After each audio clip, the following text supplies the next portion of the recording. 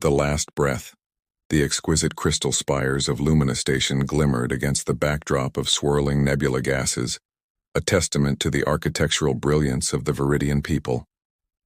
Captain Nora Winters stood at the observation deck, her diplomatic uniform crisp despite the 12-hour journey from Earth. At 32, she was the youngest human ever appointed to represent Earth in the delicate negotiations with the Viridian Collective. Magnificent, isn't it? The deep voice behind her belonged to Lieutenant Ethan Davenport, her newly assigned security detail. His tall frame cast a shadow across the polished floor as he moved to stand beside her. Almost makes the mandatory security babysitter worthwhile, Nora replied with a half-smile. She'd fought against having protection, arguing that it sent the wrong message to their hosts.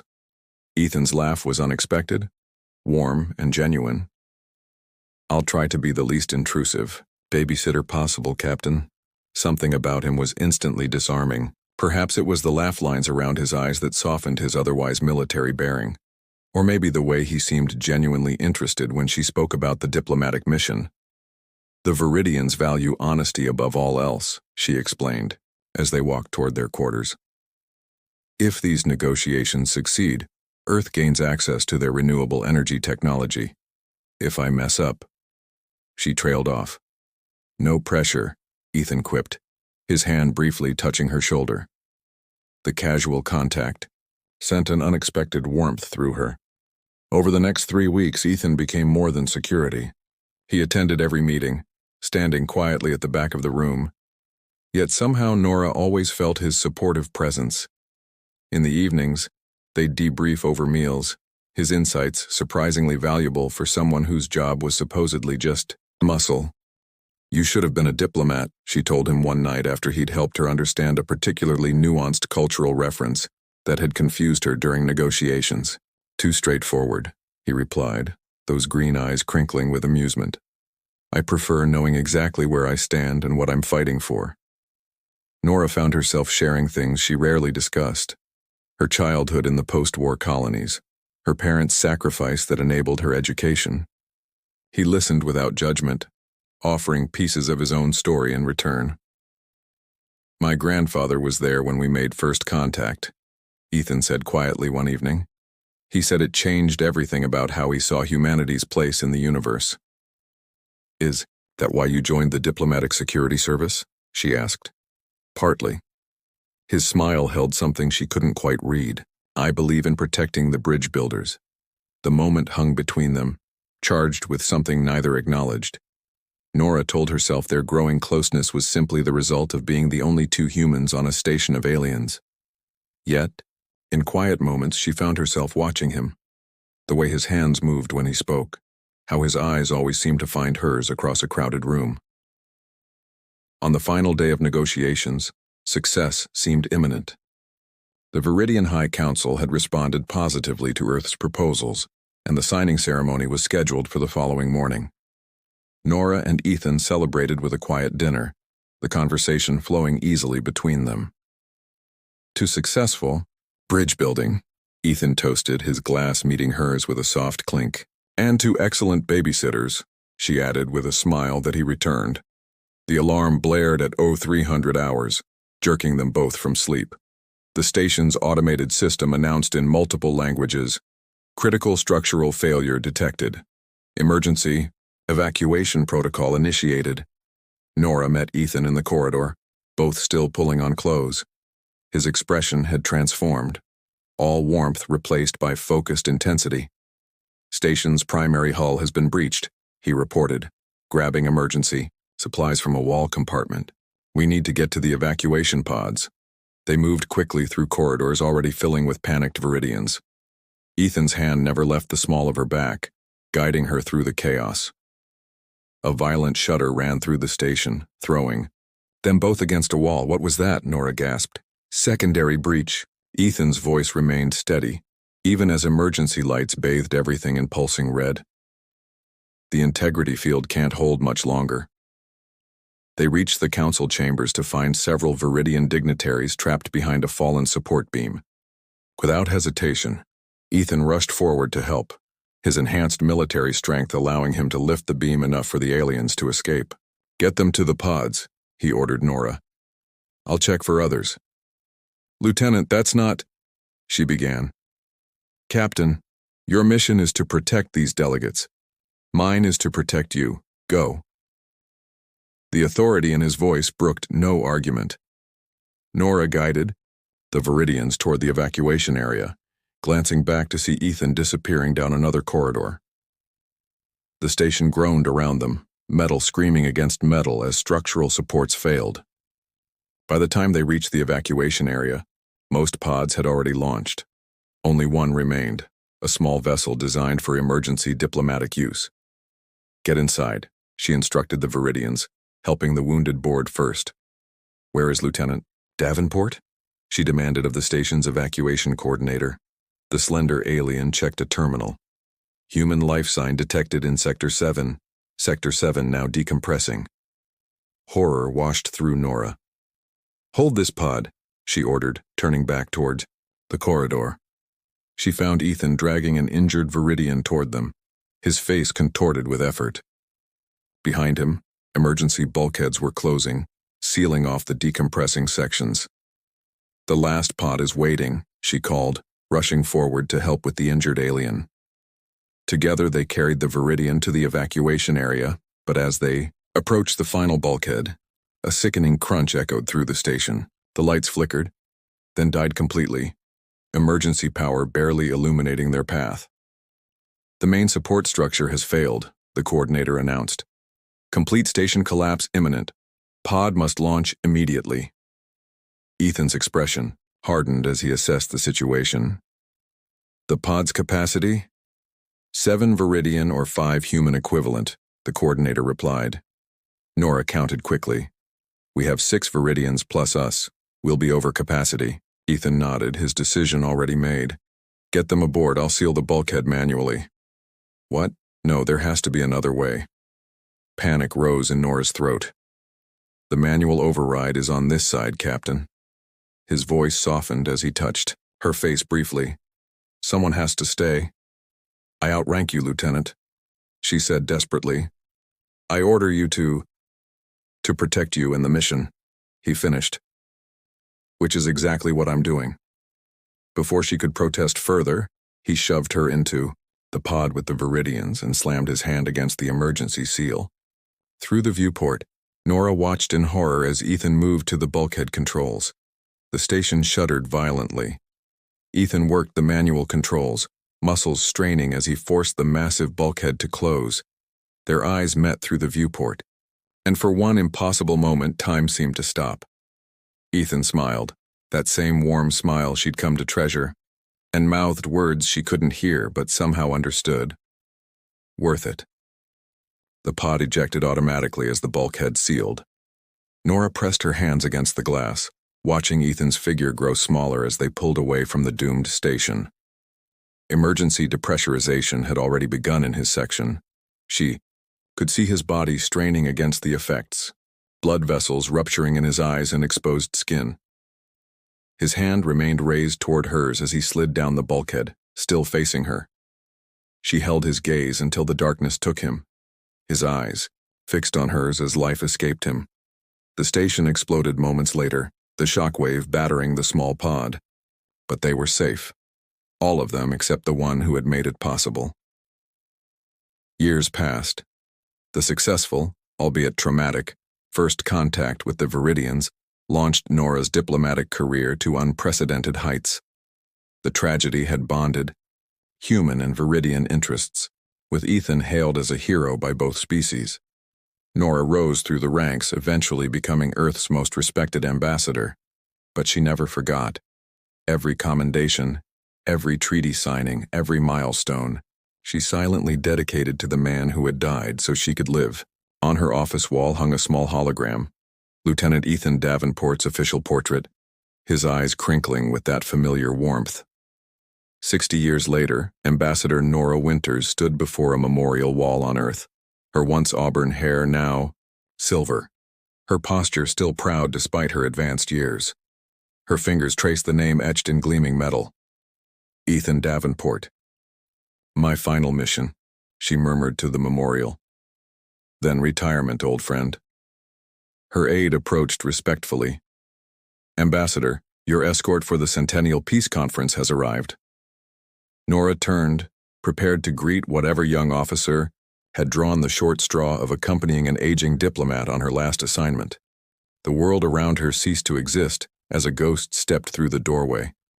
Ambassador Winters, said Lieutenant Ethan Davenport, unchanged, unaged, alive. I've been assigned as your security detail. The impossible return ambassador Nora Winters had faced interstellar crises, negotiated peace between warring species, and shaped the diplomatic landscape of 3 star systems. Yet nothing in her 6 decades of service had prepared her for the shock that now threatened to stop her heart. The man before her was impossible. Lieutenant Ethan Davenport stood in the doorway, exactly as she remembered him. Warm green eyes, slight asymmetry to his smile, the small scar above his right eyebrow from a training accident he'd once mentioned. Not a single new line marked his face, not a single gray hair among the dark waves. He looked precisely as he had the day he died. Ambassador? Her aide's concerned voice broke through her stunned silence. Are you all right? Fine, she managed, her voice barely steady. Leave us, please. The aide hesitated, then nodded, retreating from the memorial chamber. As the door closed, Nora gripped her cane tighter, steadying herself. Who are you? She demanded, surprised by the strength in her voice. Confusion crossed the young officer's face. Lieutenant Ethan Davenport, ma'am. Diplomatic Security Service. I've been assigned as your escort for the Centennial Conference. He tilted his head slightly. Have we met before? This isn't possible, Nora whispered. 60 years of diplomatic training abandoned her as she took an unsteady step forward. You died. I watched you die. Something flickered across his features. Uncertainty, perhaps fear.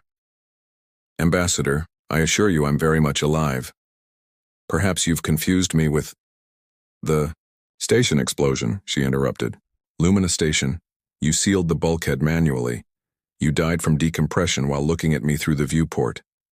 Ethan paled visibly, his hand unconsciously rising to his temple. How could you know about my dreams? Dreams? I've had these nightmares since childhood. A space station, emergency lights, a woman watching me through glass as I... He stopped abruptly, genuine distress replacing his professional demeanor. How could you possibly know about that? Nora's mind raced. What year were you born, Lieutenant? 2489, ma'am. 4 years. After the Lumina incident, she said quietly, her analytical mind already forming impossible theories. And your family? Your parents?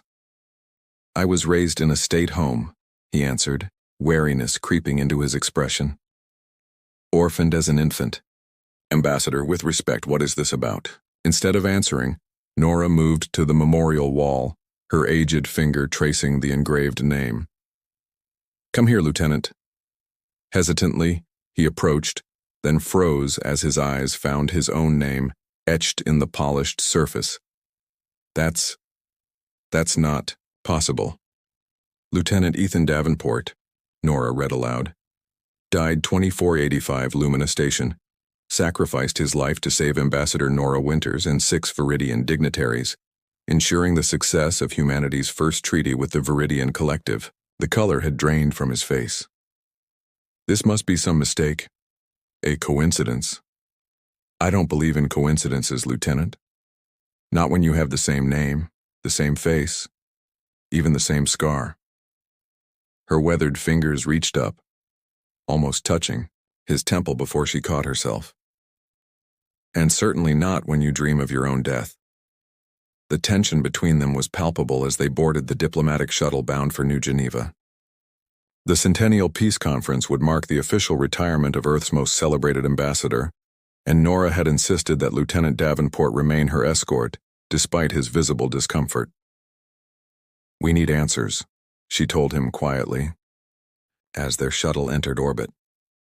And I believe they might be found in the Lumina archives. This is insane, Ethan muttered. but she noted he hadn't requested reassignment. Curiosity, or perhaps something deeper, kept him by her side. Using her ambassador's clearance, Nora accessed the classified archives of the Lumina incident during their journey. Most of the records were familiar to her. She'd reviewed them countless times over the decades, seeking some meaning in Ethan's sacrifice. There, she said suddenly, stopping on a file she'd never seen before.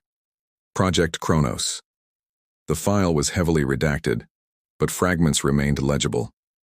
Temporal displacement field, test subject integration, manufactured memories, continuity, preservation protocol. What is this? Ethan asked, his voice hoarse. Something they didn't want anyone to find, Nora replied, her aged fingers working the console with practiced efficiency, something about Lumina Station that wasn't in the official record.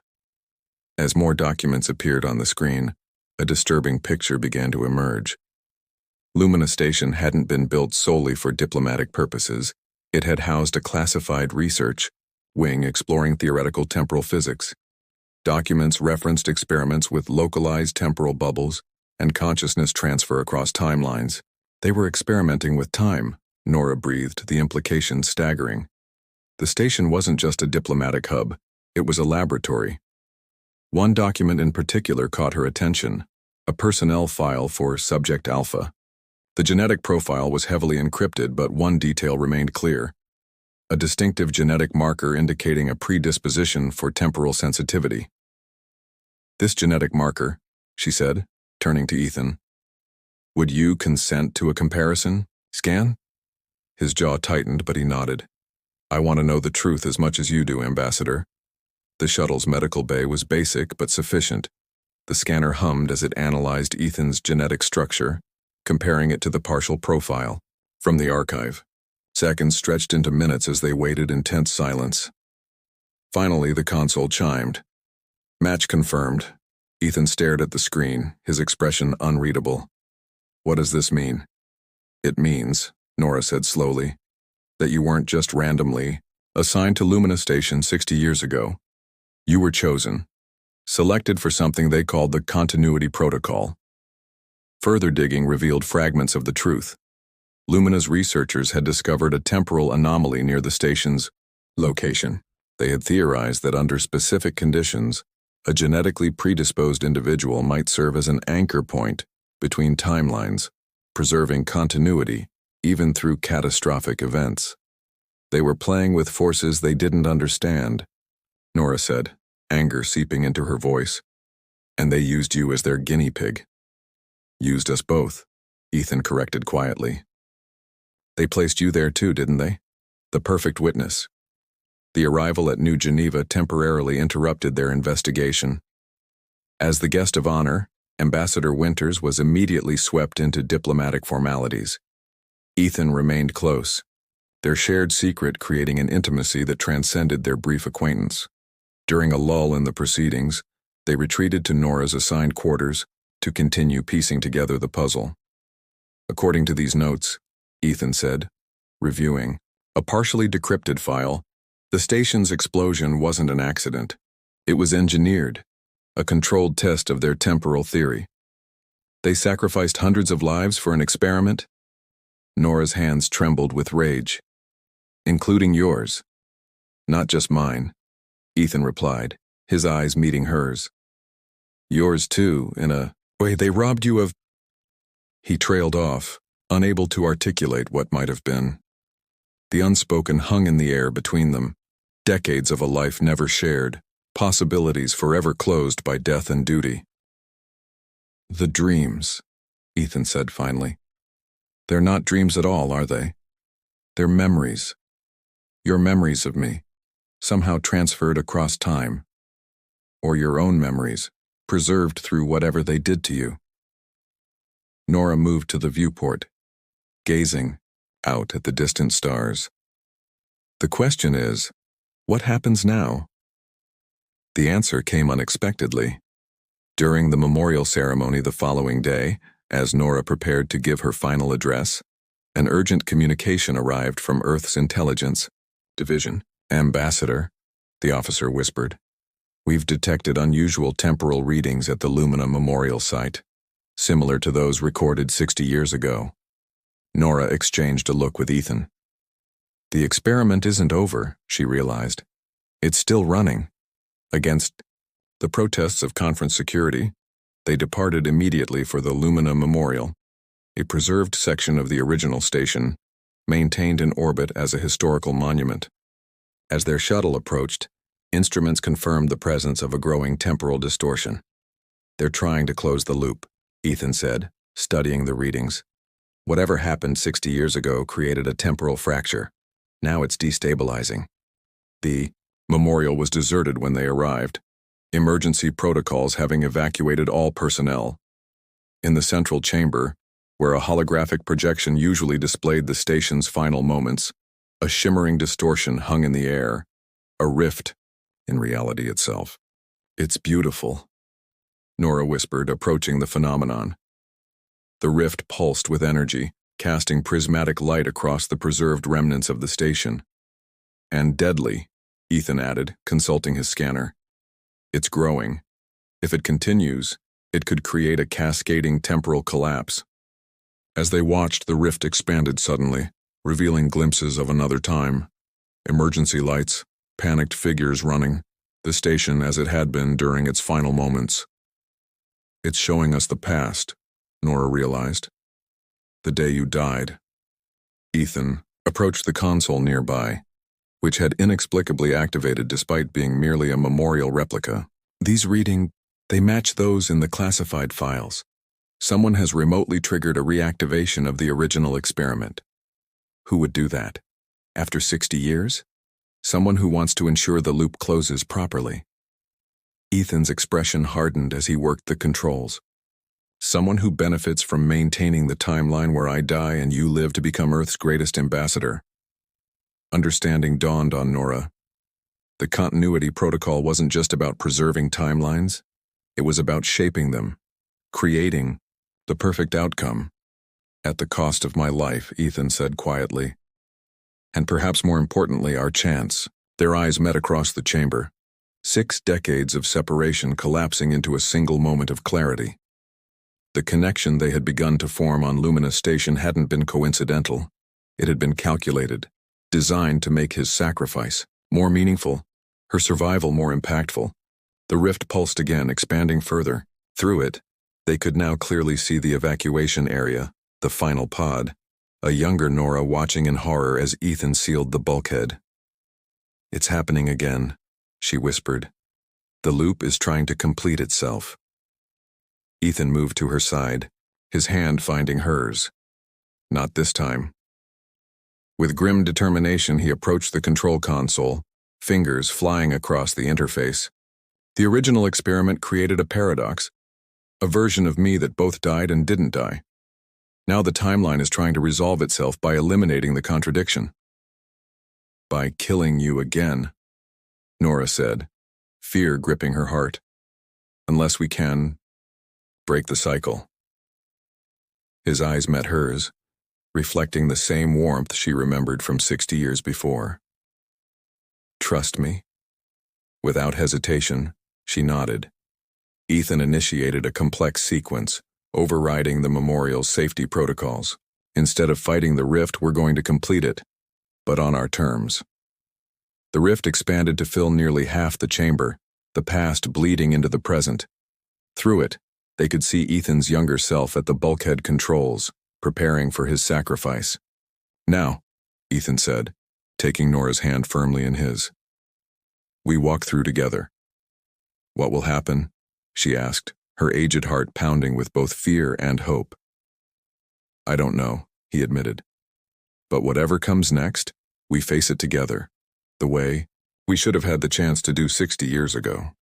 As one, they stepped into the rift, time and space bending around them.